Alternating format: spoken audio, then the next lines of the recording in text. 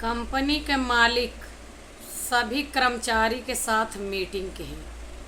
Meeting में एक तसला में पानी भरवाए के रखें, एक हाथे में पत्थर ले, पत्थर का उठाएं, पानी में फेंक दें और सवाल के हैं सभी कर्मचारी से कि आपन आपन विचार दिया, पत्थर काहे डूबेगा। सबके एक स्वर में जवाब आए कि पत्थर भारी रहा, सर जी यही लिए डूबेगा। और एक चेला अलग रहा, एक कर्मचारी, वो कहिस नाही सर जी, पत्थर भारीपन की वजह से ना डूबा। तो सब कहें काहे, फिर कैसे डूबा। कहें आप पत्थर के साथ छोड़ दें, यह लिए पत्थर डूबेगा।